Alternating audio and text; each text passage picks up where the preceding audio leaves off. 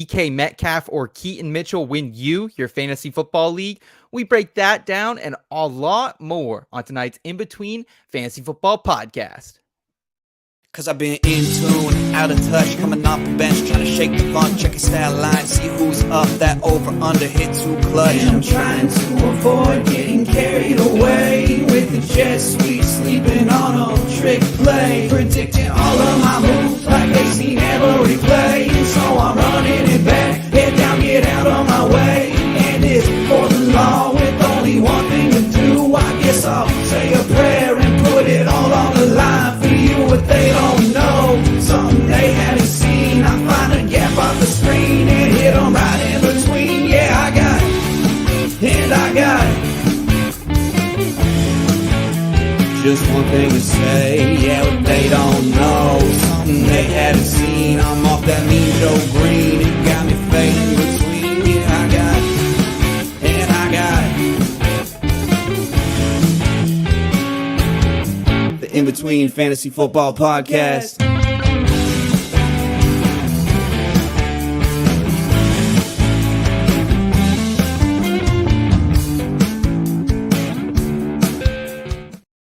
All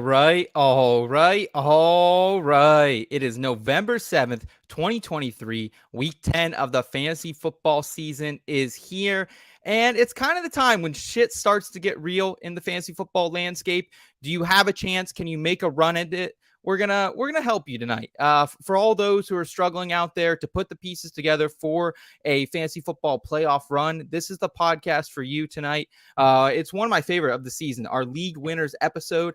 I am Seth Wilcock, and I am joined by that dude. He's an award-nominated writer, an avid Seattle sports fan, and spreadsheet enthusiast, running on coffee. Scott Ryanier. What's up, Scott?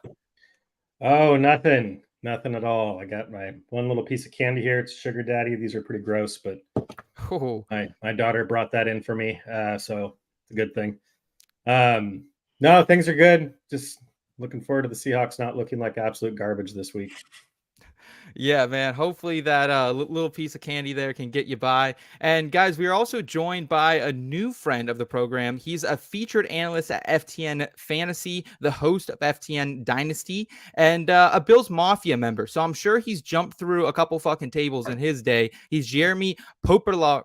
I can't pronounce your last name, Pope. I apologize. Go ahead and let us know how we can best support you, find you, and how we can actually say your last name. How dare you? No one's ever gotten it wrong. No, that's the usual. It's usually Jeremy, and then they just wait, and I'm like, yeah, that's me. But it's Popielarz. It's not as bad as it sounds. Okay. It looks confusing, but yeah, you can find me on. I guess I'll have to call it X now, right? I keep calling it Twitter on the podcast, baby. But you know, at Popes FFH. All my work, like you'd said, is over at FTN Fantasy. Pretty much focusing on 2024 rookie class. So if you're playing Dynasty, head over there, check that out. Other than that, just some weekly rankings, stuff like that over there at the moment. And like you said, Dynasty podcast as well. So hell yeah, that's how I came across Jeremy originally. It's been a little while, but it was the prospect threads on. Yes. When it was I was doing threads before it was cool, you know? Yeah, no, I loved your threads, man. Like, cause I get into the rookies pretty late in the game, you know, just to have some knowledge, but I always it's an automatic bookmark. Yeah, I appreciate it. There we go. They're a lot of work, so I appreciate the kind words. Dude, yeah, I think that's one of the hardest parts of this business is getting into the thick of the rookie scouting, man. And it's something, especially now, it's kind of always happening. You know, you got to keep looking at the film week after week. So we appreciate people like you, Jeremy, out there on the ground doing the good work. How are the vibes up in Buffalo, man? Because I have been to Buffalo a couple times in my life, and all I remember is that they had an awesome Ruby Tuesday in the mall. Whatever happened to that Ruby Tuesday? Are you a fan of Ruby Tuesday? And how are just vibes in general in Buffalo? I think you're talking about the Galleria Mall, and I think it's not there. I don't know if there's a Ruby Tuesday anywhere around anymore. I was about to say the same thing. Scott, do you have Ruby Tuesdays out where you are? I don't think so. No, I think they're all gone. There's good places. There's Dave and Buster's in that mall now. If it's the same one we're talking about, that's fun. Okay. You know, okay. Get your game on. You know, have some pretzels, massive pretzels. But yeah, I mean, they're probably not great. I mean, if you watch a football game, if you watch Sunday Night Football, they ain't great, Yeah, I think it's just kind of one of those. I think it's 50-50. Some people are like, it's okay. It's injuries for the Bills. And the other half are like, this coaching staff stinks. So up and down, maybe this is what the team needs. They've been cruise control into the playoffs the last couple of years and haven't gotten it done. Maybe, a little bit more character going into the playoffs helps them maybe shape it up a little for the playoffs, but we'll see. I have some quick breaking news. Ruby Tuesdays is all over the East Coast, but it doesn't look like they have a location in Buffalo. So are they still there? It checks out. Yeah, there's tons of them. All right. Fair enough. East Coast thing though, none on the West Coast. Okay. Ruby Figured Tuesday. that was worth sharing. It was. Yeah, absolutely. Yeah. Maybe we can get a sponsorship from Ruby Tuesday. Honestly, hey, we'll we got Chili's. You never know. I'm good on Chili's. I know I'm that. sure they're watching. I'm good on the Chili's there, man. Guys, we're gonna jump into some league winners as we mentioned. We'll chat all about that. We're also gonna get your questions from the forum and from the chat. So if there's anything we can help you with in your fantasy football journey this season, let us know. And then we'll round it out with In the Scope, our waivers a week early segment. We're also joined by the guy making it sound crispy and shit in the background, Kyle Nathan Scott. Kyle, what's good out there in DeBerg? Is pretty good in the Berg. I'm not sure where you got Nathan from though. That really tripped me up. I've never ever heard you call me Nathan before. No, I think why I went for it honestly is Nathan Scott's the kid from One Tree Hill. So I kind of just threw, it made sense. How old are you? I don't know. Old enough. Pope, did you back me up here, Pope? Have you watched One Tree Hill? What are you trying to say? I'm old?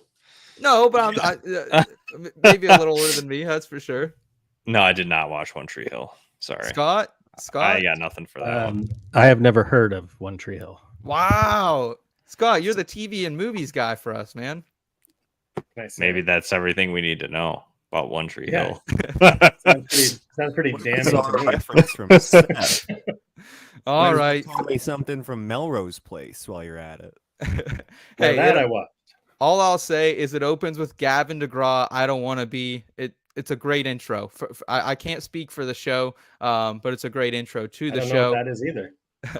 Looks like we got some IBT family members in the chat. What's up, guys? Thank you so much for your support. We got Albert. Good evening, IBT. Good evening to you, Albert. Thanks for joining us, man. We got Tyler Bradley. What's up, IBT? Tyler. What's up, Tyler? Thanks for joining us, dude. And just want to thank everyone for all the support so far this season.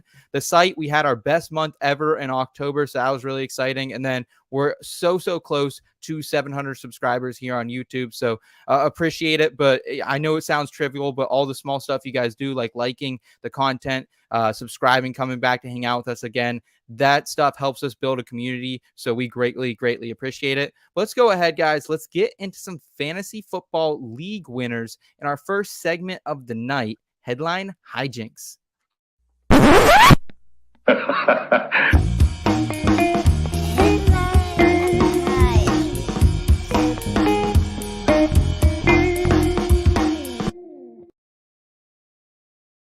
All right, Headline Hijinks. And Scott, this was one of, I thought, the more interesting shows we did last year. I thought we clicked on some really good league winners who were guys who helped people make it to the championship, potentially win the championship a season ago. How are you feeling a year later? I got some teams that could really use a few league winners. I'll tell you that much. But I think we've got a few options this year. I mean, there's always going to be some of those lottery tickets each and every year. So hopefully we get a few right tonight. Okay. All right. Well, Pope, we're going to hand it over to you first, man. Who is your fantasy football league winner for rest of season? Someone who could take them to the promised land. And what's your headline for it? All right. I just audibled live on this. Oh, okay. Yes. I kind of read this wrong, and I thought we were just going off of last week. So we'll start. Well, this could have been last week too. I just realized I just missed it earlier. We're going to go with That Will Do, T. That Will Do. T. Higgins is a guy that I think is probably at this point might be a little bit tough to acquire but I really think he's going to be kind of a league winner down the stretch. He was battling rib injuries. Joe Burrow was hurt. Right now, Jamar Chase kind of came up a little lame in that touch in that game here against the Bills this past week. And I really think that T. Higgins is kind of not fully arrived. It's likely you'll still get some of those kind of bust type of games.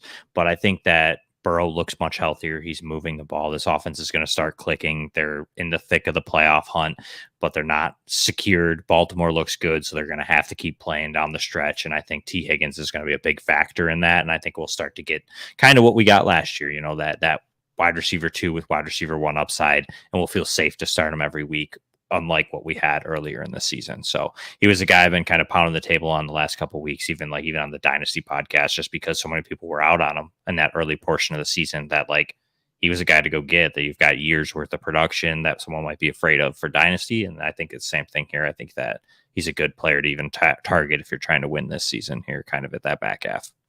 I like the call, man. I'll be honest. I was one of those people panicking in Dynasty with him. I'm rebuilding. I was sending out some offers for him and not really getting anything back. So I didn't take any of the low balls out there. And there were a lot of people, though, in redraft who were buying low on T. Higgins just a couple of weeks ago. And they could be the beneficiary, because I love what I'm seeing from the Bengals. It's almost exactly what we saw a year ago. Slow start. Everyone is hitting the panic button, more due to Joe Burrow's calf here, Scott. But I like T. Higgins. We know Jamar Chase is banged up here with the back issues. Should be able to go here in week number 10, we're hearing.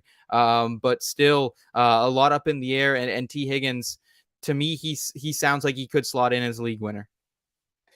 Yeah, I mean, he's always been a stud. And if, I tried to buy low in a few leagues because he was just a screaming candidate for it, because there was legitimate reasons why he had underperformed. With the expected points model at PFF, he was one of the more, the most underperforming wide receivers alongside Chris Olave. But, it was kind of like Burrow was hurt, and then Burrow got healthy, T got hurt, and they never really lined up healthy at the same time, but it seems to be lining up now. He was, up at the normal 90-ish% snap share early in the season, and then battled his injuries. And now last game, he's back up into the 80s. So he's ramping up. The Bengals are ramping up on both offense and defense. Their defense has been lights out too. So, they're getting hot at the right time. And like I said, anybody that was able to buy low from a panicking T. Higgins manager is going to be liking it. Down the stretch too, Pope, they have some pretty nice matchups on tap. Steelers twice, the Colts, Jaguars, Vikings. Teams we're not necessarily running away from. Chiefs in that week 17 matchup where you're thinking there's going to be some fireworks, because there always is. How are we feeling just in general about the Bengals? Do we think they can be a serious contender down the line? Right now, you can still get them close to even odds to make the playoffs. Yeah, I mean, I think that it's going to be a tight window, but that win against the Bills is actually really huge for them. Just because of how good Baltimore looks, there's a chance that the Bengals might not win their division. But as a playoff seed, I think they'll get in, just because, again, now you have teams that are also in that same kind of category with the Bills, that they might not beat Miami this year for the division. It's still obviously an option, but they might not. And if it comes down to tiebreakers, the Bills are on the outside looking in against the Bengals. So I like that. I think that they'll probably make the playoffs. Okay. All right. I do too. I mean, it's kind of bizarre that other than the Ravens, everybody's 5-3 in the North. Yeah. Like somehow the Steelers are 5-3. It makes no sense.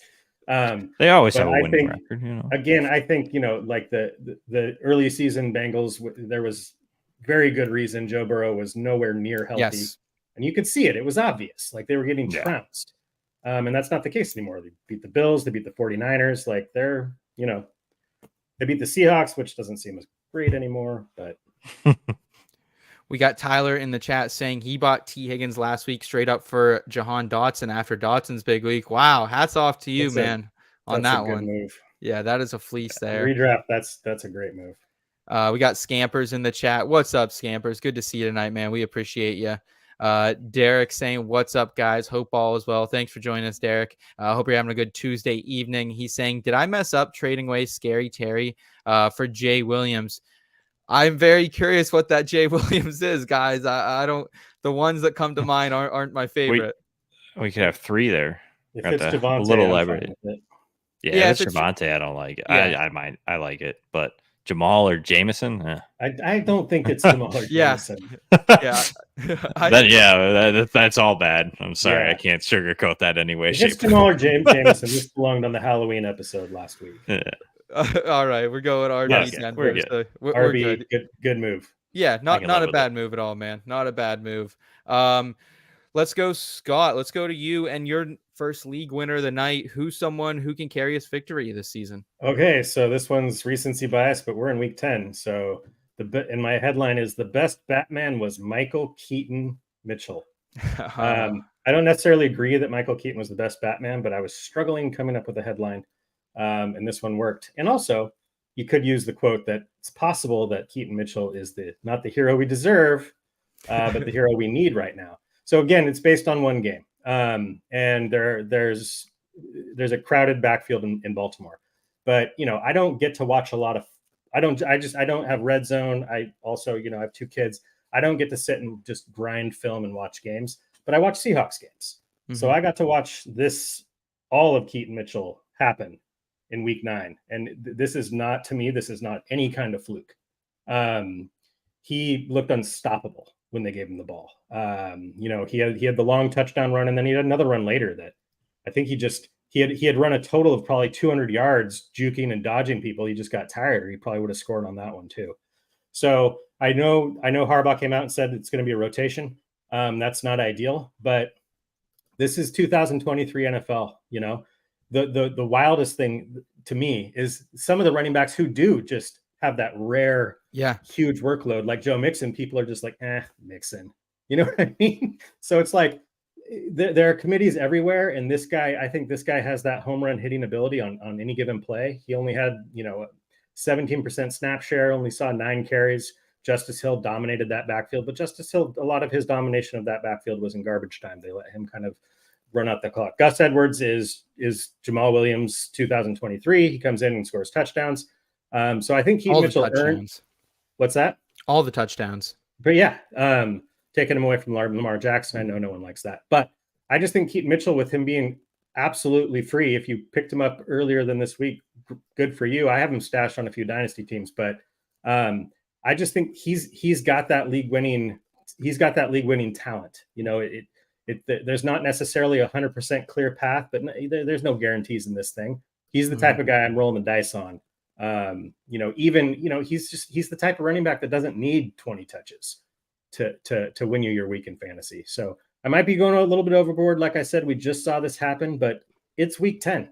You got to make moves now. Like this isn't week 1. We're like, well, let's see what happens with him. It's like, nope, sorry. You got to either push the chips in or not. So Keaton Mitchell. It's interesting because I think you're right that like the reason I think I struggle to label him a potential league winner is where does it come from? Because Gus Edwards is going to take most of the touchdown equity inside the 5 and 10. Justice Hill, he's getting a lot of the passing down work. But does Keaton Mitchell sneak in as a change of pace back here, or maybe he has to come from an injury to one of these other 2 running backs? Pope, I want to get your thoughts on Keaton Mitchell. This is a guy I loved watching in college. Holt Naylor, ECU, and the boys. Like this was just a fun team to bet on and a fun team to rally behind the last few seasons. You being a guy heavy into scouting, what did you like about Mitchell coming into the season, and your thoughts rest of the season for him? So I have some tweets that involve Keaton Mitchell from draft season. One of which would be, so from the last 4 classes, the leaders in runs per attempt, so explosive runs per attempt, so it's 10 or more yards. Keaton Mitchell was actually 9th over the last 4 classes at 0.21. So he's ahead of guys like DeAndre Swift, Jonathan Taylor, Travis Etienne. Wow. He's tied with Najee Harris was there, and he only trails guys like McFarland didn't really hit. But Ramondre Stevenson was at 0.23. Javonte Williams was 0.23. And then Gibson led that grouping at 0.33, but he didn't really play running back in college. So his numbers are a little skewed. So you're really talking, he was right near the top of that class. There was another one I know he played in his BYU game. He had 9 runs over 10 yards in that game and averaged 8.4 yards per attempt. So Keaton Mitchell's has kind of always just been an explosive runner. And that fits really well in that Baltimore scheme because they are just so good at getting that scheme. Right. There was a lot of people pounding the table. I know like Mia Kimes and stuff like that from ESPN. And then I know just a little bit ago, Adam Schefter and them, they were all talking about it too, at the insiders of saying, oh, Keaton Mitchell's coming off of IR. You should be adding him to your taxi squad, like stuff like that, and stashing him in that IR spot because there's a lot of good stuff coming out of Baltimore about him. So like Scott said, I don't think this is really a fluke. I do think it's still going to be somewhat of a committee, but he's better than Justice Hill. He's not going to take Gus Edwards' work along the goal line just because Gus is so good at it, and he is undersized. But as far as an explosive runner who can kind of make a play out of nothing and kind of just create 10 yards at ease, he's going to eat in that Baltimore system. So it really comes down to usage. And as long as Baltimore's going to use him kind of how they did this week, I could agree with Scott that I think you'll probably get weeks that he's like 3 points, but you're going to get the week that you got this week, so. And with the running back rooms and where everybody sits right now, as far as like production, I mean, I'm fine with that. I like it. Okay. Yeah, Scott, you just don't find his kind of ceiling on the waiver wire. You know what I mean? Yeah. It's just this late in the season, you just don't find it. what percentage of your fab, Scott, would you be willing to burn? Let's say like your generic 12-team PPR redraft. Depending on my need, I mean, I'm probably good 20%. Okay. Okay. Somewhere in there. All right. I like the energy, Scott. I like you're kind of reassuring us. We got to go now. We got to put ourselves out there now. Him and Devon A-Chain are going to break the historical small running backs model this year. Yeah, that's for sure. I'll go ahead and shift over to my first fantasy football league winner of the night, and it's DK Metcalf, me no more. Listen, dude, if you drafted DK Metcalf, end of the second, early third, you've kind of been getting shafted so far this season. But there's still a lot to like about DK Metcalf, I think. We haven't seen him top 18 PPR points, but he did have 14 targets in week 8. And then he kind of comes out here in week 9, 1 for 50. So it's a mixed bag. It is what we've gotten so far. But I think now is the time to go trade for DK Metcalf. Fourth best. He's got Washington this week. That's the fourth best matchup for wide receivers. And that's just one of his 6 games against a bottom 7 matchup to round out the season against opposing defenses here. So I think with the tide turning a little bit here in Seattle, like they got to get this thing going. They're still tied for the NFC West lead. And I think DK still has a lot of those metrics we like. Air yard share, 8th best among wide receivers. Red zone targets, 5th most. True catch rate, 96.4%.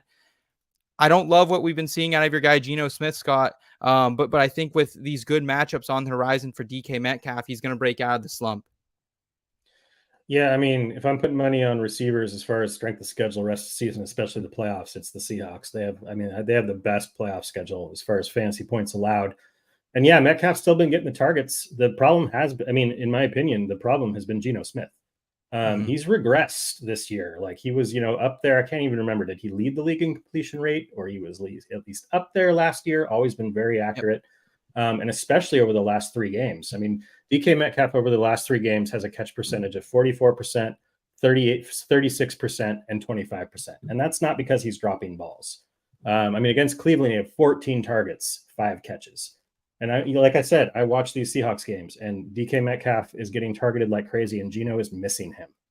So, that's not great, obviously, but Geno is a veteran, and he's shown he can do it. And that's something that can change. That's not something that's like set in stone. You know what I mean? I think Geno can improve, and their matchups are going to lighten up a little bit. They've had some pretty brutal matchups. The reason I'm not panicking too much based on this crazy blowout loss to the Ravens is because that's kind of the Ravens. They did the same thing to the Lions, same exact thing to the Lions at home. So I'm not saying, I don't have the same hope I had with the Seahawks before that game, but I don't think it's just, all hope is lost. So, I think all their pass catchers, I think Metcalf, JSN, I think Lockett, all could be buy low candidates, especially after, this last game is kind of just a throwout for me. As far as the stats, it's a little bit worrisome, but they ran into an absolute buzzsaw in Baltimore. Yes, they did. Things are going to be better. Yep. And Cleveland the week before as well. So I'm not hitting the panic button on DK Metcalf. I'm trying to go out and acquire him Pope, are you in on Metcalf and some of these of the other Seattle pass catchers down the line? I'm not so much in on DK. I mean, the numbers and stuff kind of seem like it lines up, but it's really Geno Smith for me. Like Scott had said, like I don't think it comes back. We've always known what Geno Smith was. Like last year was like you out think of it was nowhere, just lightning in a bottle. Like obviously, have you seen this year? Like I mean, I really think it was just kind of the hype. I think it was. I got traded. I get this opportunity here. Like, we don't need Russ. I think it was a whole team kind of thing. Like, they're good. I mean, they're not bad. Like, the Seahawks aren't atrocious, but like, we know who Geno Smith is. Like, this is kind of who he's always been. Like, he hasn't ever been able to hold a job for how long. Like, it was a great story, but I feel like that's what it was. It was kind of that 1 year lightning in a bottle. I don't expect him to like all of a sudden become what he was last year. Like, I think that maybe he could get a little bit better. Obviously, there's room for improvement, but I don't see him all of a sudden supplying DK, JSN, and Lockett with value. And I know DK is getting the targets, but right now it seems like JSN is the easier throws, the easier stuff underneath, and he's kind of the guy who's scoring touchdowns. So good point. They're going away from DK as far as like the jump balls, and they're kind of like, oh, let's, get JSN on an out route or an in route and kind of let him, get those 3 yards and score for us, So I'm a little worried as far as like him being like a league winner. I can see a path to it. Like you said, the targets are there. He's always historically been the red zone guy. So if that goes back to where it was, then yeah, I mean, he's going to probably be the league winner. But I would lean if I was picking a Seahawks guy, I'd probably go JSN. Probably would be my just because I think that he's going to be a little bit more stable. And I think he has a touchdown upside just because that seems to be where they're going as of the last couple of games. At least from what I've noticed. I mean, maybe Scott could be a little bit more on that because he watches like the entire game, but I would think that I would lean a little bit more to the JSN than the DK side. Yeah, I mean JSN, their schedule is opening up, and the common thought, especially with rookie wide receivers, is that second half bump once they get a little bit acclimated, and that seems to be kind of taking place with JSN. He's becoming a lot more involved. He's getting targets that are more than 1 yard away from the line of scrimmage. And he's making some good catches. He had a really great the one highlight of the game was a back shoulder deep throw down the right sideline that JSN played perfectly. So I would agree. I think if I'm looking to acquire a Seahawks receiver right now, JSN is probably the one because DK is still going to command a price. Yeah. I want to see the ADOT come down a little bit for DK too. I think that's one of the more concerning things.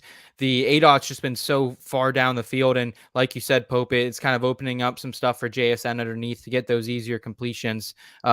Derek in the chat saying, I really hope DK turns it around for him. Justin Jefferson went down on his team, so it's been a tough one for you. I hope so too, Derek. Here's to hoping, man. Daniel, after my team scored 0 TDs, I feel lost. Listen, Daniel. Yeah, those are the worst.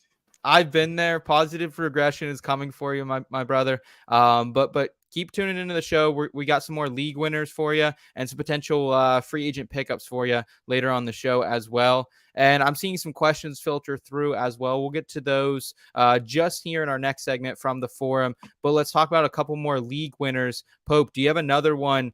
Someone you're trying to trade for, someone you're desperately trying to pick up if they are a free agent at this point? Yeah, let's headline it. Some Scarface references here. I don't have an accent. I can't give it to you, but say hello to my little tank. I think that this week was obviously a huge blip on the radar for CJ Stroud, but I've been pounding the table from day one for CJ Stroud that he wasn't going to be that prototypical Ohio State quarterback that comes in and struggles. He was just an elite ball placement type of guy. The narrative that he couldn't create was kind of bogus. I know he kind of squashed that. Everybody's like, oh, the UGA game, but he was a guy that just never had to. He had the ability to put a ball into a small window, and he didn't need to make those types of plays. I know he wasn't always winning the big game, but for fantasy, most of the time you're not in that big game. Like maybe he's not going to be great when the playoffs come around for the NFL, but for us, for fantasy during the regular season, he's a solid guy, and his go-to guy is Tank. Tank Dell, he wants to get the ball to him. He's an elite separator. We saw that at the Senior Bowl. again, an undersized guy. He's missed some time already with some injuries, so you get that in and out of there. But he's an explosive player, creates a ton of separation. CJ Stroud's perfect style, can hit him on the run, and even had kind of go up and get type of catch there for the touchdown to win the game this past weekend for the Texans. So he's a little bit of everything. I think that he's really a guy that's going to probably be pretty consistent, a top 24 guy for you moving forward. And where you got him in drafts this year, he's going to really be kind of that quote unquote lead winger from the beginning. And if you can, it's going to be tough to get him because he's coming off of like wide receiver 1 this week. But yeah. But I do really think that if you were able to get him a little bit earlier, I think that we're going to see some pretty consistent production. Additionally, it's another team that has a pretty favorable schedule when it comes to receivers down the stretch. It's probably not like super high, but I mean, they're teams that you can pass on. And I think CJ Stroud can definitely distribute the ball to him if he stays healthy. So I'm in on that. And I think Daniel points out something in the chat here. He asked them to draft Tank CJ Stroud, that is. And yeah, and let's not forget, it's a Houston kid too, so it's kind of a hometown story, and it all came together. And I think he was a very obvious, like, after draft target this season, someone who wasn't really going in most redrafts. If he did, it was very, very late. And he's been excellent. And we saw it again. He's finally fully healthy. So Scott, your thoughts on Tank Dell? We know we had no Robert Woods here, but Noah Brown is emerging a little bit as well. Does that cloudy things for you in this Texans wide receiver room? I mean, a little bit, and then you've also got Nico Collins. I mean, again, Tank Dell's not going to do this every week, and CJ Stroud's not going to throw for 470 yards and 5 touchdowns every week. However, maybe he can. He did show what his ceiling is in the NFL, and we saw that. And so. Yeah. I think this was a big. I mean, CJ Stroud had already been impressing, but this was on another level. This was like historical rookie performance level for CJ Stroud, and it wasn't just I watched some analysis. Some people that know a lot more about quarterbacking than I do, just kind of some beneath the surface stuff about some of the decisions he was making and some of the throws he was making. The things that aren't necessarily super visual if you're just watching the game live. And that his football IQ and his smarts are just kind of off the charts. And I think the rest of season, Tank Dell is going to be the biggest beneficiary. I mean, they throw it a lot.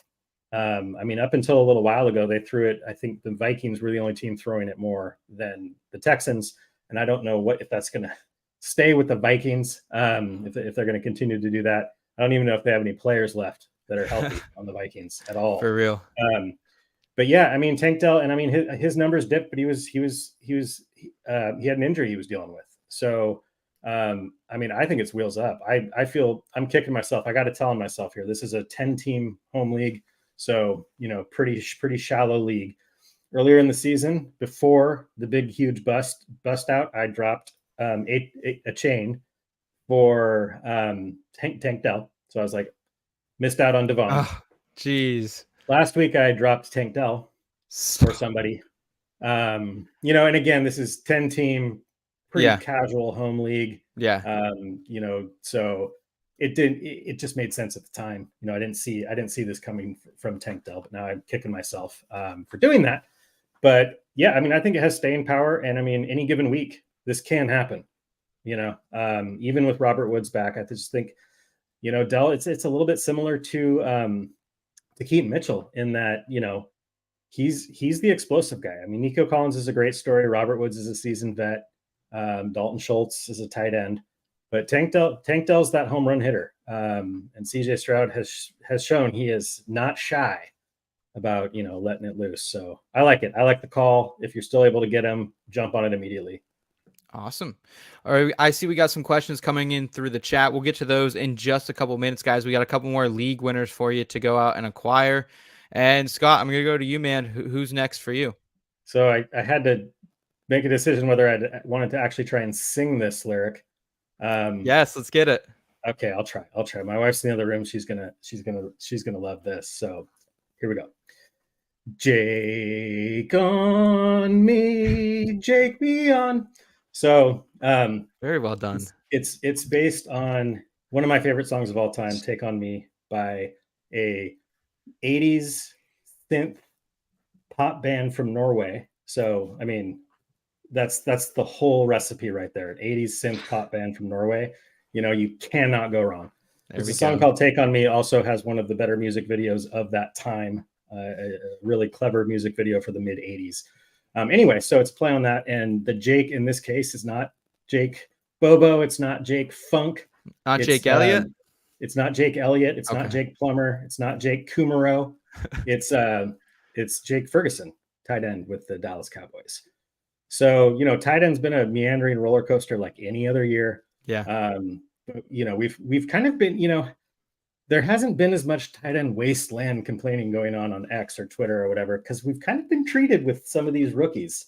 And then some of these other tight ends who are finding some success later in the season. And Jake Ferguson's one of them. I mean, the Cowboys made their statement when they let Schultz go, and they didn't really do much more at tight end. Yeah, they drafted somebody, but Ferguson was set to be their guy, and it took a little while over the course of the season. But over the last 2 games, I mean, his snap share is up into the 80%. He's running tons of routes, and he had a tight end 1 week. I mean, 10 targets, 7 catches, 91 yards, and a touchdown. He's second among tight ends, according to Player Profile, in red zone targets. And that's with not being used that much earlier in the season. He's still second in red zone targets. Dak Prescott is playing well. People, it's polarizing quarterback. He's playing well. And Ferguson's one of his favorite targets. Brandon Cook's experiment isn't really working out. Michael Gallup has games here and there. CeeDee Lamb is a monster from another planet. That's not going to change. But I think Jake Ferguson, and he's still available. I think he's a great option at tight end if you'd been playing the Darren Waller game up until now or something like that. Yeah, I think he's one of those guys that, I mean, wouldn't be surprised he scores a touchdown most weeks. So I'm all about Jake Ferguson. This is a sour name for me right now because I pulled a Scott. I've been rostering Jake Ferguson pretty much most of the season, and I had a great tight end. I had Kelsey. It was one of those things I was kind of just holding on to him, trying to flip him. I got offers like a couple weeks ago for JSN for him and Jahan Dotson for him, and I didn't take any of the offers. And then he started to go downhill. I dropped him on his bye week. I didn't pick him back up, and now someone else has the valuable guy here in Ferguson. So yeah, I'm pissed off about it. But Scott, I think you lay out a really good point. Pope, to me, I think he's the number 2 receiving option for the Dallas Cowboys moving forward. Is that kind of how you see it too? Yeah, I mean, I was one of those people that was kind of like softly pounding the table for Jake Ferguson in the offseason. It just made a ton of sense. Like, he was so late in drafts, and it was like they didn't do anything. Like, Luke Schoonmaker was hurt in the offseason, kind of. And like, even at that, like, he was like a later round, like not super late, but like not a super high draft pick.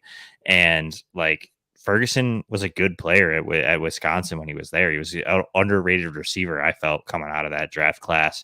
And I really liked him, and I thought that there could be potential here. We saw it with an under athletic tight end in Dalton Schultz. Dallas made him viable. I think this team was projected to be a little bit more run heavy, and that's just not working. So I think at the last couple of weeks, we've kind of seen them kind of shift a little bit more to just passing the ball, because that's what they've been good at for the last couple seasons.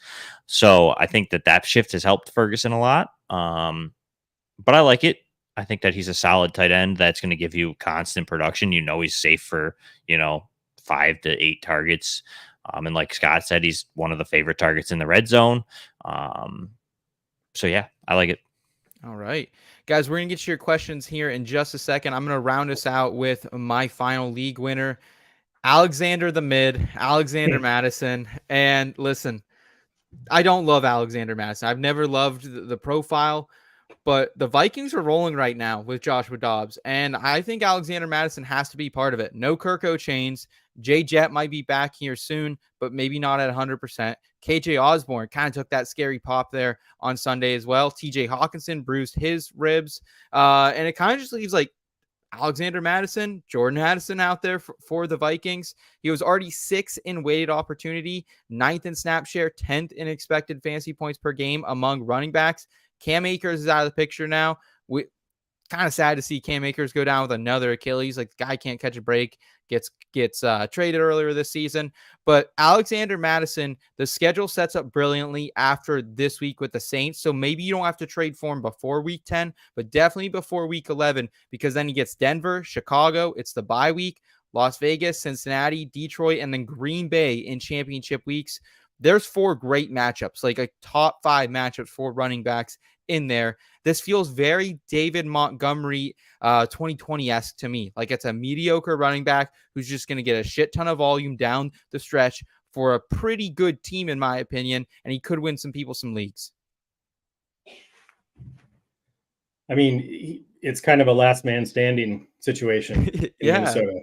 I will take this opportunity to Seth to say I think at this point we should probably just give ourselves a push on my Rashad White versus your Cam Akers bet. Yeah. No, I'll take. I was going to win it, but I'm not going to do it with an injury. So I'll take. I'll take it. But no, I mean, like Alexander Mattison's never going to excite me. He's the guy I was low on, coming into the year, even with the starting job. He just didn't move the needle for me as a running back.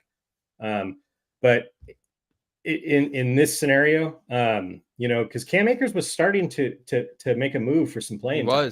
He was making a move, and I was low on Cam Akers too. But if he had taken over in Minnesota, I would have been all over it because I like Akers better than Mattison. But in the current environment with the way the running back environment is in the NFL right now and in fantasy football, he probably is pretty cheap to acquire. And I don't know. It depends on how we're defining league winner. But I think he's a steady, safe play rest of season. I think he has legit like RB1 upside, like low end RB1 upside. Other than the Lions in week 16 and then the Saints this week, the Vikings RB schedule couldn't be any better. It's juicy. The reason I don't necessarily see a David Montgomery type thing is I just don't think he's as good as David. No. I don't either. But yeah, I don't know if I'm just watching too many Minnesota hype videos with Creed playing in the background. I don't know if you guys caught that one, but I will say that the whole Joshua Dobbs story this week was one of the speaking like Geno Smith had his good story, but he is being completely upstaged this year by Joshua Dobbs. Yeah. Just considering like the little bit of icing on the cake that it happened to Arthur Smith. But yeah, I mean, considering that, like you said, with Josh Dobbs, like he's been traded to 2 teams and started like a week or 2 later. Not even, that's what makes it even more better than like Geno Smith. Like it's just crazy. Like the ability to pick that up and to survive an NFL field, like with not knowing anything that's going on, really, he's just out there playing backyard football. Like, get open for me, thanks. Yeah. Pretty much, like have it end the way it did with like a game-winning touchdown. Yeah. That video of him walking into the locker room, like goosebumps, man. Just like that's like the beauty of sports, right there, right? Like in a nutshell. Yeah, it was awesome. I'll say that, Seth, I could get behind it. Like you guys all iterated, like not great. And Alexander Mattison proved he's just bad. Like that's why they went and got Cam. I wouldn't say bad, but like no more than mid, like you have right in the title. He's just a guy. Headline. Like it's a great headline. Yeah, they went to go get Cam Akers for a reason to kind of like bolster that. Yeah. And they also didn't have faith in the guys who were behind Cam Akers. So now those guys are back in the limelight. So I don't think they're really stealing anything because they couldn't do it before. So it's a guy that's going to have a ton of opportunity, a quarterback that's probably not going to throw as deep and as often as Kirk Cousins did. He's going to look for those checkdowns more often. So he'll get that benefit there, and just the large workload. Like he can be as efficient as he wants, but with that workload, he's going to be a solid weekly RB2. Like it doesn't take a lot to be an RB2 in fantasy football right now. Like their average is like 8 points. Like we're not talking like a lot. I don't know if it's like Scott said, like a whole on league winner, but like he's a guy that you can plug in and he's going to give you some big weeks, and he might, be that borderline running back 1, like you said. Maybe he gives you a consistent 13 points, which is hard to do at the running back position lately. So, and I will say he's been more involved in the receiving game than I anticipated this year. So I'll give him that. We need some fucking Dwayne McBride, boys. We need some fucking Dwayne McBride. I've been beating that drum. Yeah, I let people talk me into it a little bit in the offseason. I didn't love it at first, and then I was like, some people I saw that I really respect, they're like, yeah, no, he's really good. And I'm like, all right. And then draft came, and I was like, a big breakaway run guy. Didn't he have a pretty high breakaway run rate? I thought he did. Yeah, but he was playing at UAB. Yeah, exactly. Yeah. Everything's a little grain of salt there. But let's get to the people's questions here in from the forum. If you're up, start thinking about what to do. Here at In Between, we got advice for you. Back and forth all day, trying to pick the play. Let's hear what them boys here had to say. Presented by the Fantasy Football Advice Network.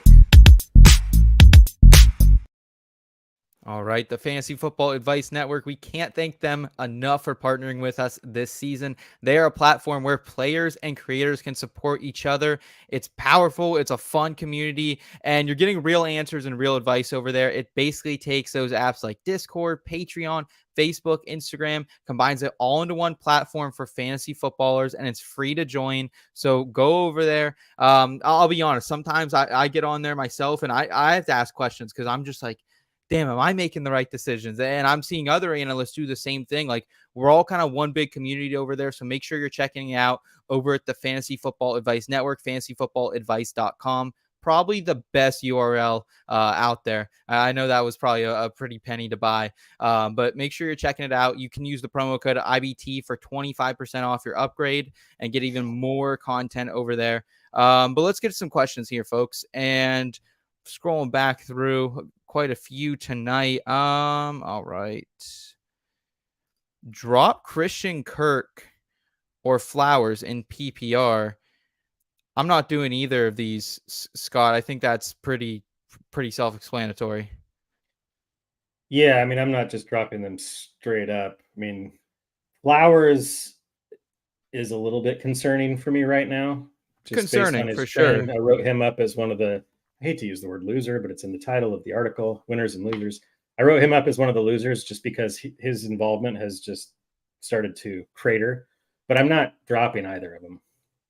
Yep. Daniel here in the chat saying, should I trade Ford for Aaron Jones? Pope, your thoughts on this one?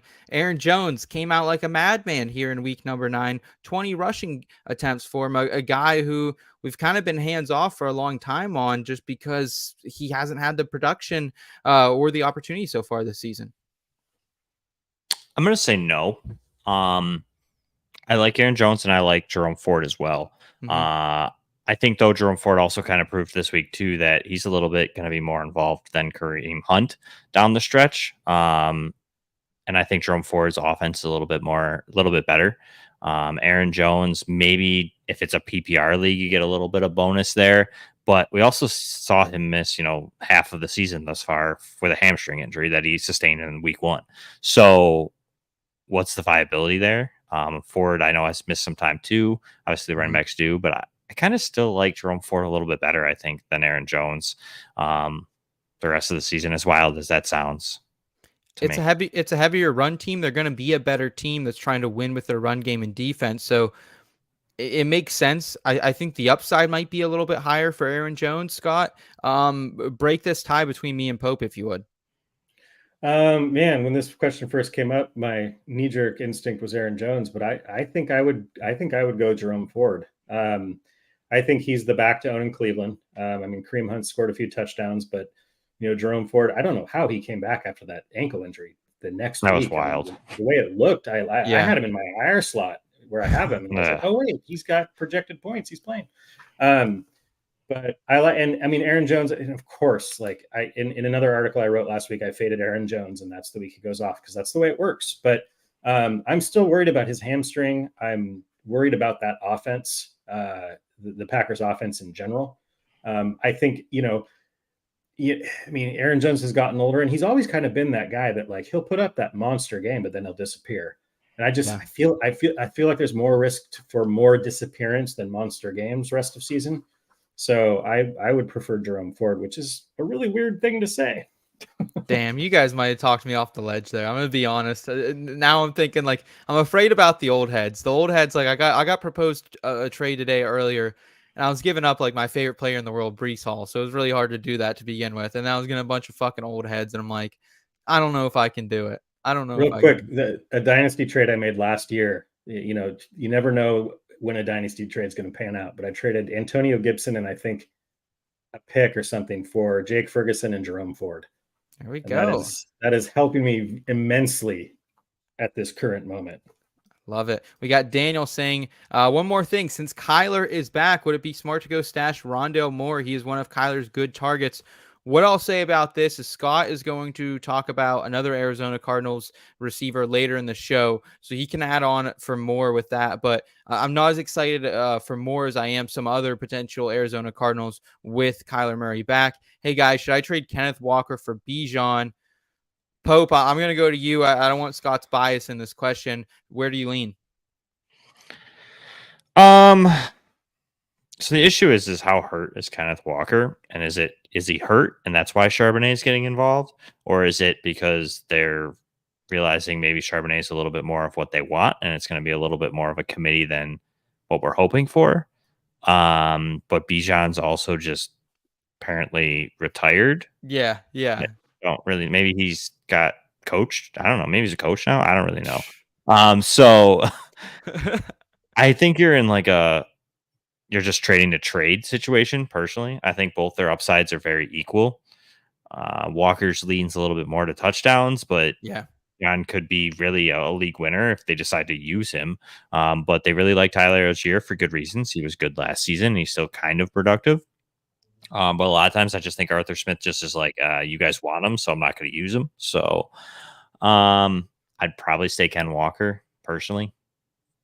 Just I think there's more likelihood that he's re-involves and becomes the guy in the offense. I think no matter what Bijan does, he's going to be in a committee in an offense that's just not good as far as like producing a ton of fantasy points. So yeah, I'm with you, man. I've been riding the Bijan train in a couple of leagues, and I'm just kind of sick of it, man. You know what I mean? I don't know what's happening there. It's really hard to get in Arthur Smith's mind.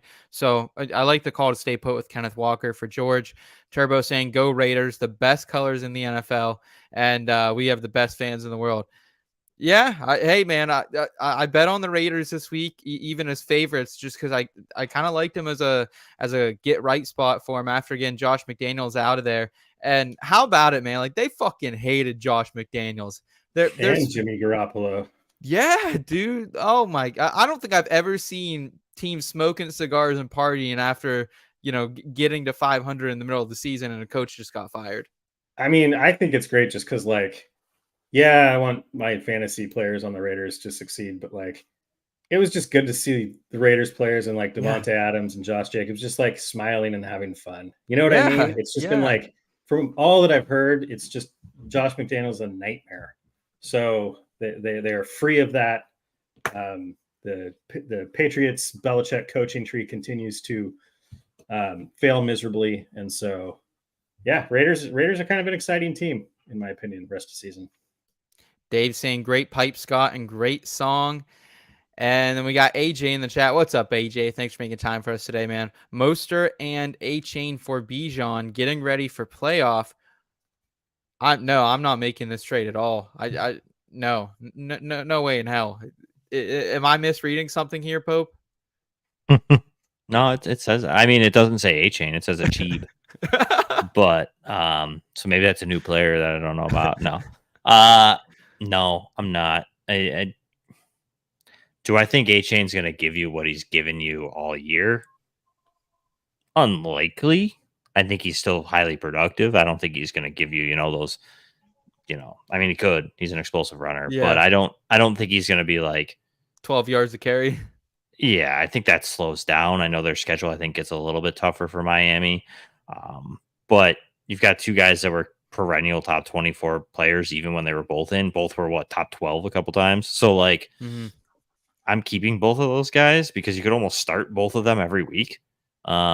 As long as everything continues on track for Miami, where Bijan's almost to the point of like, you're still starting him, but like, you're really nervous. You're plugging him in and you're like, please don't give me 0 points. Like, I never feel that way with Mostert, and I never feel that way with A-Chain, at least thus far, since he became a full-time guy there. So no, I think getting ready for the playoffs, no, I'd rather have the other side.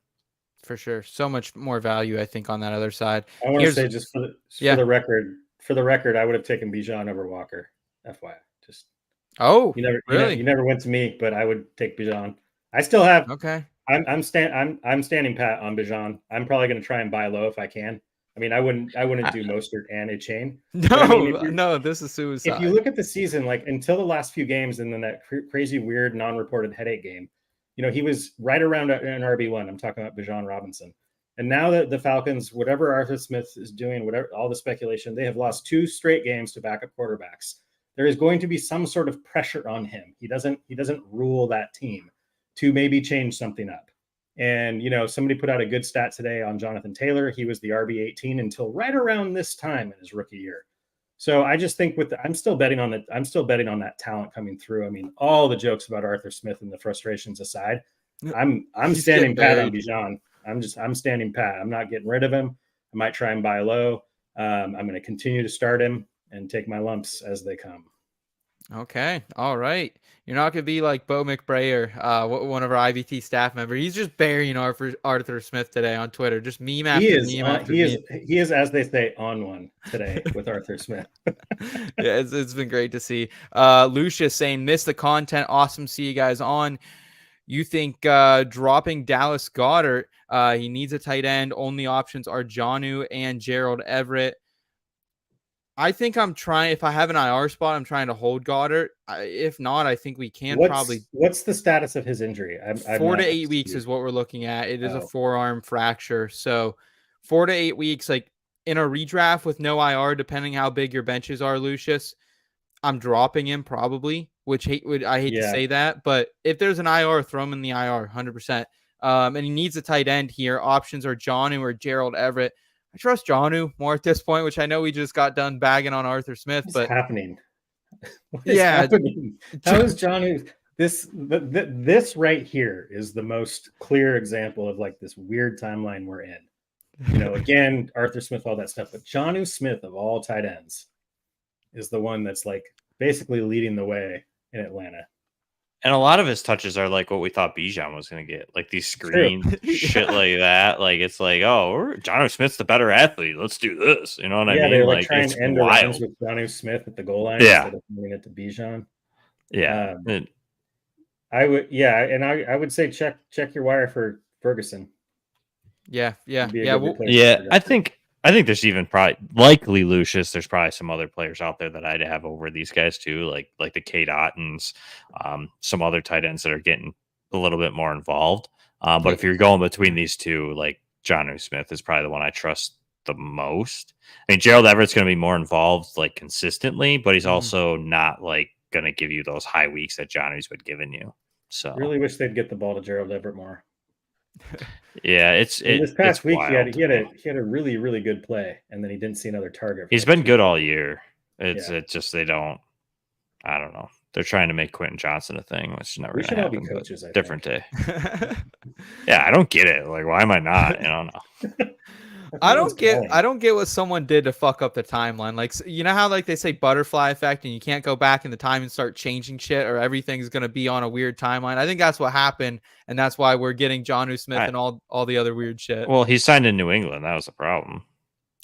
That's We've learned. Mike Gesicki's the same way. You know what I mean? Yeah, it's a great All they do is they sign up to help Hunter Henry to turn into an asset. So like I want to be excited about Demario Douglas, but he's a wide receiver that was drafted by the Patriots, so I don't know if I can. It's just never going to happen. It doesn't work. we got Cheng Vang in the chat. What's up, Cheng? Thanks for joining us tonight, man. He says, I have Monty and Mostert. He has A-Chain and Gibbs. Should I trade Mostert for Gibbs? It's pretty close, man. Mine's a no. I don't think it's close for me. The only reason is it's Dan Campbell. Let's be real. Yeah, Montgomery's gonna be heavily used again. It's the same thing with Bijan. Like he's gonna use them. Our other co-host Eric, he's been beating the drum of Dave Montgomery for like 7-8 months on this show, so I can't go against Eric here. And like, I think I'd just rather be exposed to two different offenses, especially like high octane. This is kind of an odd trade. Like both teams getting the backfields taken, both two really good backfields. Yeah. I mean, I guess here's a way to look at it though. If you, Chang, as the manager here, think that Mostert's going to disappear when A-Chain comes back, then yeah, I'm making the trade because Gibbs is going to be involved. We know that he kind of has proven to get some of those touches where Mostert's looked kind of bad since A-Chain's been out. He's still producing, but like he hasn't been the same. So if you think that A-Chain's going to take that role, then yeah, I mean, you might be able to start Gibbs over Mostert most weeks. So I guess it really depends on how you value Mostert the rest of the season. I guess would be the way I'd look at it. I think it's close. I just think for a team building stance, I just kind of want to expose to two different backfields. Stacy in the chat. What's up, Stacy? Thanks for joining us tonight, man. All right. Kenny, start 2 full PPR, Bijan, JT, or Mixon. Jonathan Taylor's a must start in this situation. How are we feeling about the other two for you guys? And is Jonathan Taylor not a must start? Because I think he technically would be in this scenario. Got to pull up those matchups as well. But Scott, what are you thinking in a vacuum here? Because it is kind of hard to trust Bijan, as we just said. It is hard to trust Bijan, although they get week 10? They get the Cardinals this week, so that's a fucking cake matchup. Yeah, that's a juicy matchup. But the Bengals get Houston, which is also a nice matchup, and the Colts get New England, which is not as great of a matchup. But I think I'm probably starting JT. He is like the one guy. Yes, starting. He's the lock. Yep. It would come down to the other two, and I know I just banged the drum for Bijan, but that was more of a rest of season thing. I mean, I think I just based on, I think it's going to get better for Bijan, but it's hard to start him over someone like Mixon, who we know more than pretty much any running back other than like Josh Jacobs and Saquon Barkley is going to see like all the work in Cincinnati. So I'd probably go JT and Mixon. Pope, any difference in opinion from you? The Cardinals are just a great matchup for Bijan, but it's still risky as hell. Yeah, I mean, I have Bijan ranked at 19 running back, RB running back 19 this week, at least right now. It might change by Sunday, but both Mixon and Taylor I have in the top 12, so I'm starting those two. I wish Clayton Tune was still starting with the Cardinals, so the Falcons would have the chance to lose to 3 straight backup quarterbacks. But we appreciate the question, Kenny. Stay trail out there, our friend. Alex was offered Devontae Adams and Amari Cooper for Bijan and Garrett Wilson. Should I take it? No, I'm not. No, I'm not doing this deal. I'm not doing this deal at all. No way. No way in hell. Am I overthinking this? I feel like I would much rather have Bijan and Garrett Wilson rest of the season. I don't want to. Right. And we go to Seth. Seth, what do you think about this one?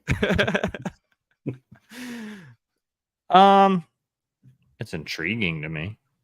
I don't have as much faith in Bijan becoming something this season. Yeah, I really just don't. I think he's going to be a solid running back too. I don't think he gets that ceiling we want. I think Arthur Smith likes Tyler Algier. I think he just likes what he's doing. I don't know.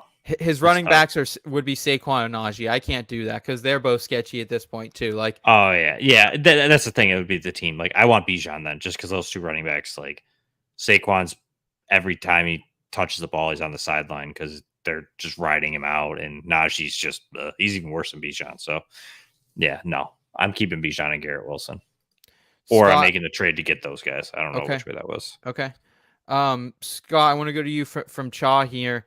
Thoughts on Tua rest of season, especially with the playoff schedule. You're kind of the strength of schedule matchup guy. How do we feel about Tua? We do have some Achane coming back. So on one end, maybe they run the ball a little bit more, but just in general, the offense looked a lot more explosive with Achane. Some of that was dump offs too that were counting for points for Tua. Yeah, Tua's a tough one right now because it's not just playoff schedule. It's the Miami schedule for quarterbacks. I think they have the only green matchup, which means good matchup in my little system here, is week 13 against the Commanders. Everything else is red. And there's some teams that are surprisingly red, like the Titans and the Raiders, who weren't really thought to be tough quarterback matchups, but they have been. But it really depends on who you might pivot to. I do agree that Achane coming back is going to help, but I'm a little concerned because the splits for the Dolphins this year, you can look at home road, all that kind of stuff, but their splits on good opponents and bad opponents are pretty significant. How they've looked against, inferior opponents versus how they've looked against some of the top teams in the NFL. And again, their rest of season schedule, I'm talking about, fantasy points allowed to quarterbacks. The Raiders are not considered a juggernaut in the NFL. But they got 2 games against the Jets, really good defense. They, the fantasy playoffs for the Dolphins are the Jets, the Cowboys, and then at Baltimore. So that's brutal. But I mean, it really depends on what your option is to pivot to, because I mean, it's still the Dolphins. You know, the weapons they have, the ceiling they have as a team, we've seen it. So it'd be kind of hard to get away from him just solely based on a tough schedule. You know, I reserve that more for, like, you know, your streaming options. You know, but it's not pretty. It's not a pretty look ahead schedule for them. So it really would depend, like I said, on, you know, which quarterback you'd potentially be able to pivot to.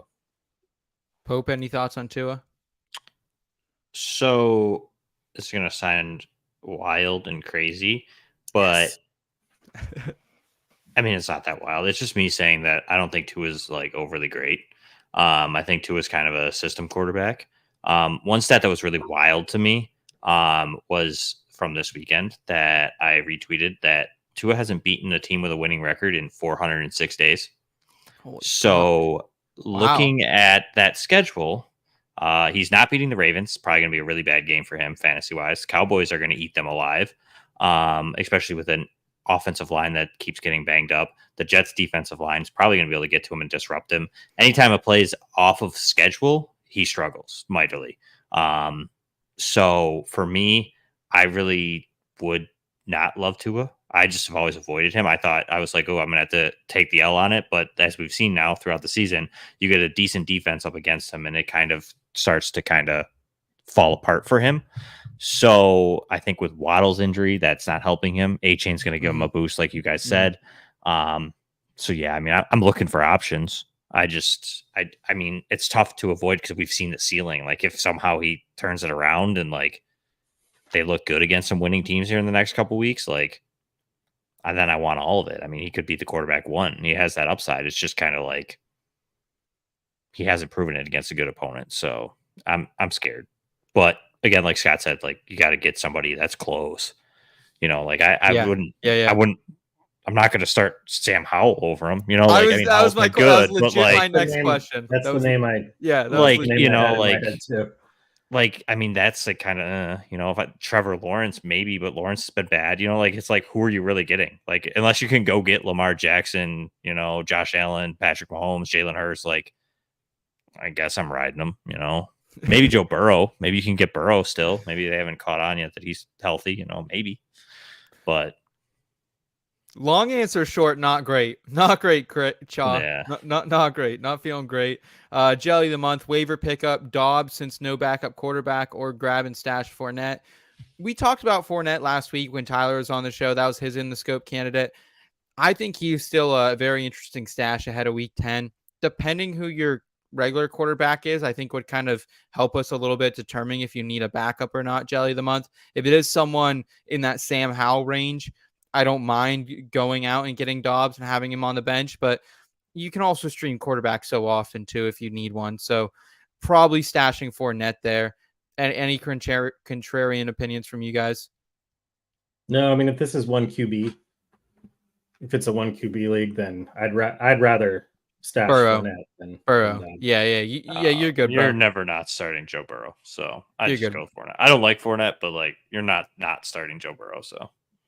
You're outside of an injury, so you're out there, man. Lucius saying Auden is out there. He was talking about some tight ends he was looking for earlier. Thanks for the help. You guys are great. Yeah, we'll talk about some in a couple of minutes as well. Wow, this is probably one of the more interesting questions we've ever gotten on this show. And we even got asked about Applebee's last week. We got asked about boxers or briefs. So we've had some good questions lately. This is a good one. 7-2, 18 league PPR, one kickerless last week. Would have dropped a bye player if needed, but now Kelsey's on a bye. Would you drop Kirk or Flowers to grab a kicker, or just wait until I drop the tight end I stream? So this, I wonder, is this the same? Because it's asking about dropping Yes, Kirk or Flowers. Yep. I'm assuming it's the same. Yes. Yep, same. With significantly more context. You know, I've played this game in some leagues. Like, if the ESPN scoring format allows you to pick up people and not have a kicker rostered, and then I make a decision, you know, prolongs the amount of time I have to make a decision on a player. If at 7-2, that's the other caveat. You're 7-2. At 7-2 in an 18 league, if you're looking good, if you're looking good for the playoffs, I probably wouldn't drop. Although, you know, eight team league though, Zay Flowers to me doesn't seem as must roster in with that amount of teams. So, man, it is hard even if I'm looking good for the playoffs to purposely take a freaking donut in a spot that I could get points. I know. I know. I don't know. So, I think in an 8-team league, I might drop Flowers right at the last second for a kicker. Pope. So to put it in perspective, I track half PPR finishes. I haven't done it this week, but Zay Flowers hasn't finished higher than wide receiver 15. And he currently is the 33rd receiver as far as like average finish goes. So to me, in an 8-team, depending on how many you start, like I wouldn't even roster Zay Flowers. Like depending on what my wide receivers were, like he's not going to hit. Like he's not going to explode and be a top 12 wide receiver. It's not the offense. Like he's going to have some good weeks to be a solid wide receiver too. But like their defense is too good. They're not going to be out of games really hardly where they're going to need to throw a ton. And they're probably just going to ride the ground game, especially now with Keaton Mitchell arriving. So you're going to get those weeks of that consistent, 2, 3, 4, 5 targets, 50 yards, in an 18-team league. To me, I think he's droppable. I know it's just a kicker, but at least the kicker's getting you 10 points versus Zay Flowers getting you 8 points on the bench. Yeah, that's a good point. I would do it. I just think depending on your roster, there's no way I'm starting Flowers in an 18-team league ever outside of eyes. I think you're 100% right. The upside's just not there for an 18-team or an 8-team league there. So yeah, I think I'll drop him Sunday morning, like Scott said, and move on with my life. All right, last question here before we jump into some in the scope. Appreciate everyone's time. 10-team half-point PPR. He gives out his team here, Derek. He's got Hurts. He's got Josh Jacobs, James Cooks, Javonte Williams, DK Metcalf, DeAndre Hopkins, Puka, Justin Jefferson. He wants to know who he should trade to get better at wide receiver. Man, if you're trying to get better at wide receiver, it's a pretty good damn wide receiver core, in my opinion. I don't know. Can you consolidate Pierce and Charbonnet, trade them off? Maybe package them with a Foreman or that's kind of where I'd be looking. I'd probably try and be looking to include Foreman because Herbert's coming back soon. Doesn't necessarily mean he's going to take back his job, but Foreman's been effective. He's thrown a lot of water on all our Roshan Johnson hopes and dreams, but he's been effective. So I think he does have a little bit of trade value. But that's probably what I do. That's a lot of running backs. I would probably try and package a couple of those RBs. But fantasy managers are savvier these days, and they're going to probably see what you're trying to do there. I would honestly, I'd try to move the Charbonnets or the Foremans for somebody who's we kind of talked about a little bit earlier, the JSNs or somebody who hasn't really hit yet that's on that rise. Because I think you could convince somebody who thinks Charbonnet's taken over for Walker. I think Charbonnet is your best piece as far as leveraging that. You said, Scott, they're going to know Foreman's going to lose his job to Herbert. Yeah. Dameon Pierce has been absolutely bad. How can you, I don't know what his, I wouldn't want him. I know that. I don't know what his market value is, but I don't want it. So that would probably be my route, or maybe trade one of the tight ends. Maybe you can trade Dalton Schultz. He's looked good the last couple of weeks, or trade Ingram just based on a name value. Maybe you can get a mid. I don't think you're ever going to get a high end guy, but you might be able to get some depth, in a guy like a DJ Moore, maybe a Jahan Dotson who's coming on, somebody like that. Maybe. I don't know why you're looking for more wide receiver depth here, Derek. I would be looking to build some more running back, higher end pieces. Josh Jacobs is a low end RB1 at best to me rest of the season, maybe a high end RB2. And then you have James Cook, who's kind of plug your nose and play him every week. Javonte Williams, same type of thing. I'm feeling worse about your running backs than your wide receivers. Justin Jefferson's coming back. You got Metcalf. We talked about him earlier. We love him rest of the season, or at least I do. Nuke, Puka, I think you're fine at wide receiver. Just my opinion. So yeah, I think the struggle is quarterbacks. right now it's probably tough for him. Puka's not good, and Jefferson's not helping him right this second. Yeah. You're at 4-5. You're really at what, 2 weeks, maybe 3 weeks left in your season. Yeah, that's a good point. Tough to sit and wait at this point. Stafford's probably not going to be back. That's a good point. Levis is like up and down with Hopkins, so like I could see what he's trying to do, or try to honestly trade. Like Puka plus he's on bye plus a running back. Like maybe you could do that. You might be able to do higher Puka. Receiver. I mean, maybe you could do like Puka and Cook for T Higgins. Try you know what I mean, something like that. Yeah, if you really want to try and go high. Yeah, I like that call, guys. Let's go ahead and round out the show tonight with some In the Scope. I have the targets in my sights. Requesting permission to engage. In the Scope. All right, we're not going to go through the mainstream waiver wire targets tonight. We have an article coming out on the site tomorrow for In the Scope. It'll list all those. Also, if you're with us live on YouTube, we're going to have those running on the bottom of it. But these are guys, if you're watching the YouTube live version and not the pre-recorded version that comes out on the podcast networks on Wednesdays, you can look at all those. I know we had a couple questions about tight end. Trey McBride, still available in over 60% of leagues. Taysom Hill right around that number as well. Those are some other higher end tight ends that we hadn't talked about. But let's talk about the In the Scope targets. These are the guys that we can get after waiver wires run. We're just trying to play the long game here. We're trying to save people fab as we get down the stretch, and it's kind of a shittier waiver wire week already, so we're going really deep this week. Pope, I'll let you kick it off, though. Who is someone you're grabbing potentially after waivers run or for a zero fab bid? So, again, I'm almost going to kind of slightly pivot live because the picture on your there just reminded me of something. But my main guy is Kyle Phillips in Tennessee. He's had 2 weeks of pretty good production in this offense that is likely lost Treylon Burks for a little bit. I don't know if we've really gotten a ton of clarity on that injury, but he's seen some good production. Will Levis has kind of revived that quarterback position, giving us somewhat of a passing game, has a decent receiver matchup down the run.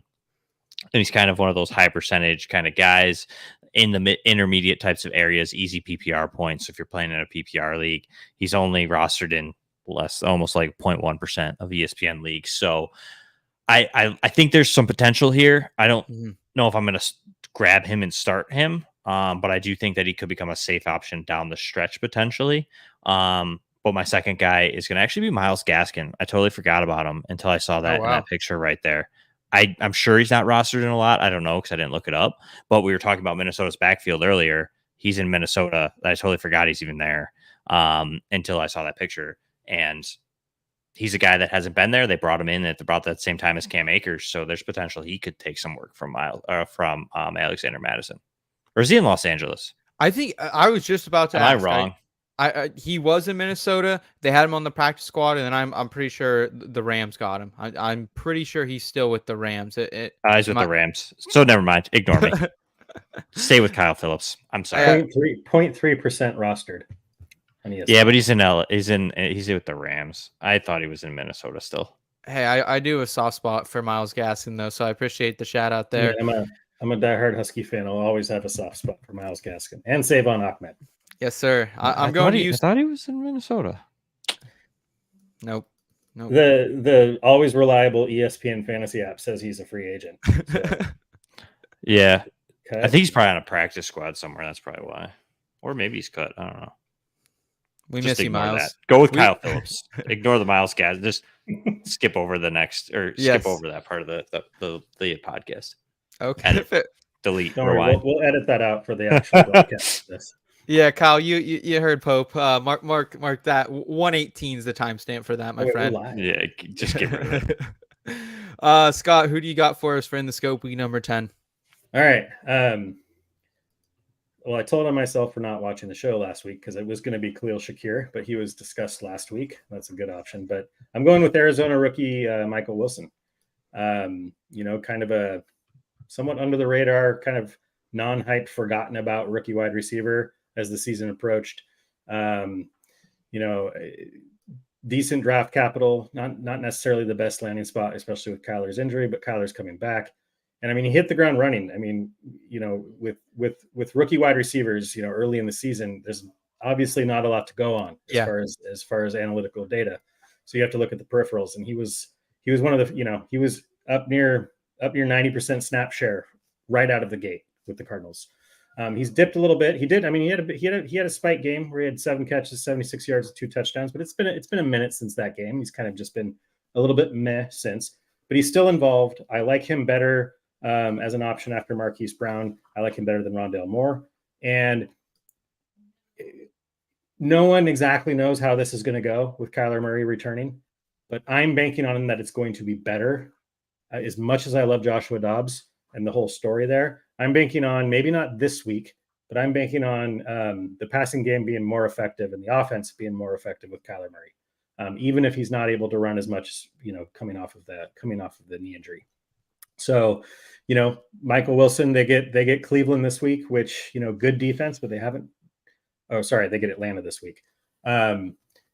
Cleveland last week. So, pretty good matchup. The only issue I have with Michael Wilson is he does still have his bye. He's one of the teams, and he has one of the week 14 buys. But it's one of those things where if you've got a spot, you could stash a guy like him, because like I said, we don't know if Kyler Murray is going to be super rusty or if it's, if everybody's going to thrive with him back under center. So he's a guy at less than 10% rostered in ESPN that I would be looking to stash if I've got a spot. I'm excited to see what he can do. I want 1 or 2 weeks of him, and then you can probably move on. If he does nothing, cut him. But he's a guy, like, I wasn't even considering Michael Wilson for in the scope this week until you brought him up, Scott. So I'm cool with it. I'll ride with it. I think it's an interesting stash candidate down the line. I'll round us out here with mine, and I'll admit, folks, I'm going really deep. I'm going balls deep this week. This is a longer range, super speculative ad. I think you can even just throw him potentially on the watch list. I don't know if you even need to roster him. If you do, add him Sunday morning, because he only has 2 receptions, 4 targets this season. And it's none other than Cedric Tillman of the Cleveland Browns. And I felt kind of similar a couple weeks ago when I recommended Trey McBride. I was just starting to see the snap count go up, see the routes run go up. And that's kind of what we're seeing with Cedric Tillman here. He gets the Ravens this week, but then the Steelers, Broncos, Rams. So it could be playable in a couple weeks. And why I like him is he just saw a season high in snaps, 74% of them. That's more than Elijah Moore.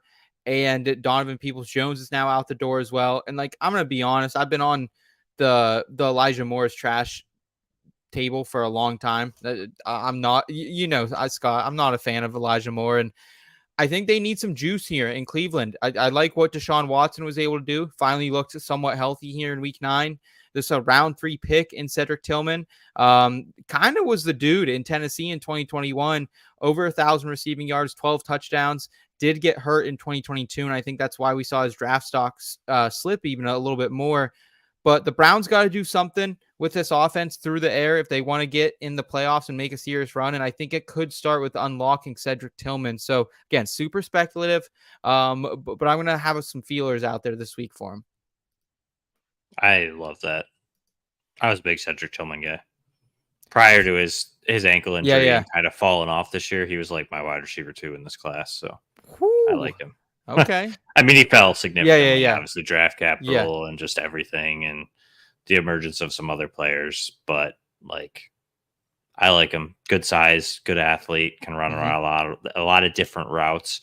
I think there's some potential there for Tillman. Yeah, super. Yeah, I mean, in my limited, because I do, like I said, I do like to analyze and come up with my takes on the rookie class, just so I'm in the know. So, I mean, I spend a lot of time on that this past offseason, more than I had before. And Tillman did kind of stand out to me as, why wasn't he being more hyped based on his statistical profile in college? So I like the call. He was a guy, like, I was looking at the start of the season, and then, with the injury and the lack of playing time, it hasn't really panned out. I kind of had him in the same boat as like a Jonathan Mingo, and Mingo was seeing a lot more work in Carolina than Tillman. But, Peoples-Jones is gone, like you said. And I mean, it's the first, like, you can't ascend as a rookie until you get on the field. And so snap share is that first sign of a positive trend. So I like it. And he's absolutely free. freer than free. That is our guy, Cedric Tillman there. Pope, we can't thank you enough for joining us tonight, man. Tell us how we can best support you, not just throughout the remainder of the 2023 season, but beyond, my friend. Yeah, I mean, just shoot me a follow over on X, Popes FFH. Check that out. I'll have a ton of stuff. I'm sure this offseason, there's been some talks. We'll probably kick a ton of Dynasty stuff kicking up over at FTN Fantasy. So check that out as well. Just check out all my work over there. If you follow me on Twitter or X, whatever you want to call it, I always have links to everything I do for FTN. So that's the best, most centralized location. Hell yeah, guys. He's a great follow. Agreed. I wouldn't say that. I'd say I'm all right. No. You don't tell me how to think. I'll endorse. I appreciate the kind words, folks. And it was cool to meet you finally at the expo. Yeah. Yeah, apparently. I appreciate that. At least you remember. Yeah. Seth's like, oh, I've never met you before. I'm like, we had a totally- conversation. I'm one of them sober guys that remembers more than most from those types of events. Yeah. No, I get it. It's a crazy event. So no, I do remember you now. I do remember now. Okay. It came back to me. Okay. Want to thank everyone in the chat for riding along with us tonight, guys.